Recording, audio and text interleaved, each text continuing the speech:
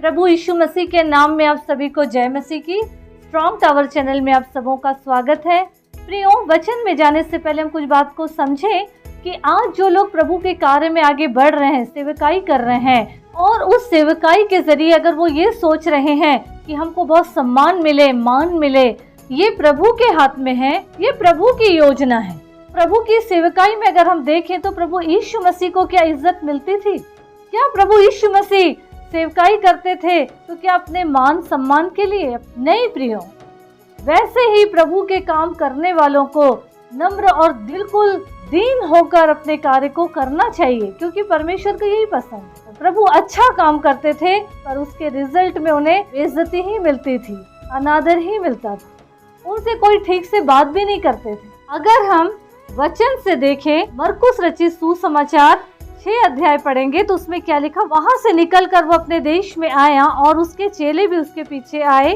सब्त के दिन वह आराधनालय में उपदेश करने लगा और बहुत से लोग सुनकर चकित हुए और कहने लगे, इसको ये बातें कहाँ से आ गई? यह कौन सा ज्ञान है जो उसको दिया गया है? कैसे सामर्थ्य के काम इसके हाथों से प्रकट होते हैं? आगे लिखा है, क्या यह वही बड़ई जो मरियम का पुत्र और याकूब, योसेस, यहूदा, शमौन का भाई है? क्या इसकी बहनें यहाँ हमारे बीच में नहीं रहती? आगे लिखा है, इसलिए उन्होंने उसके विषय में ठोकर खाई। जब यीशु मसीह को उसके भाई और माता ढूंढ रहे थे तो उस समय यीशु मसीह ने क्या कहा कि जो मेरे परमेश्वर पिता की इच्छा पर चलते हैं वही मेरे माँ भाई बहन हैं। तो इसका मतलब ये हुआ कि परमेश्वर पिता प्रभु यीशु मसीह के जो शारीरिक माँ बाप या भाई बहन थे, वो हो सकता है कि वो पूरी रीति से परमेश्वर के साथ नहीं चलते होंगे। हो सकता है जब प्रभु यीशु मसीह सूली चढ़ गए और जब उनका तीसरे दिन स्वर्गारोहण हुआ, उसके बाद इन्होंने अपने जीवन को बदले होंगे। लेकिन इसके पहले यहाँ पे लोग जब ये बोल रहे थे, इसके भाई बहन यही तो हैं जो बड़ई के बच्चे हैं, उसी का तो ये भाई है, उन्हीं का तो ये बेटा है। लोग क्या बोल रहे हैं? ये तो उन्हीं का भाई है। फिर इसके पास ऐसे बड़ी बड़ी बातें कैसे आ गई? इतनी ज्ञान की बातें कहाँ से आ गई? इनके भाई बहन तो ऐसे हैं नहीं। और वहाँ पे लोग ठोकर खाए, मतलब उस पे विश्वास नहीं करे और आगे बढ़ गए।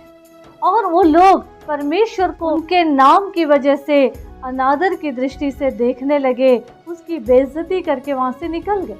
और जब ऐसा हुआ तो प्रभु यीशु मसीह ने क्या कहा चेलों से? जो प्रभु के लोग होते हैं, भविष्यवक्ता, अपने देश, अपने कुटुंब और अपने घर को छोड़कर कहीं भी निरादर नहीं होते। जो प्रभु की सेवकाई में हैं, जो प्रभु के कार्य को कर रहे हैं, वो अपने घर में, अपने देश में, अपने कुटुंब में, अपने ही परिवार खानदान में बेइज्जत होंगे, अनादर किए जाएंगे। क्यों?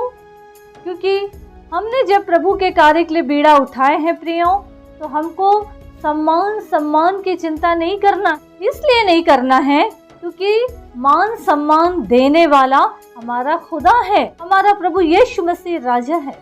जबकि प्रियो, हमने प्रभु के कार्य के लिए बीड़ा उठाए हैं, उसकी सेवकाई में आगे बढ़ रहे हैं, खड़े हुए हैं, तो प्रभु के हाथ में सौंप दे ये सारी बातों को। संसार की इज्जत की, मान सम्मान की चिंता ना करें।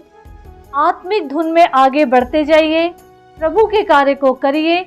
ये परमेश्वर के हाथ में है कि प्रभु हमें रिजल्ट में क्या देते हैं।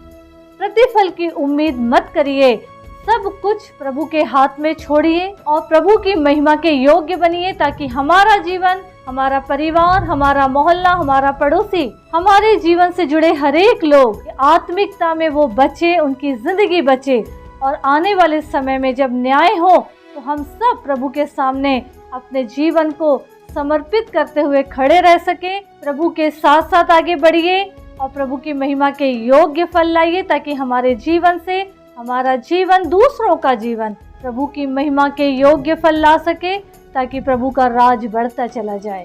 प्रभु यीशु मसीह इस वचन के माध्यम से हम सबको आशीष दे। आमीन, आमीन।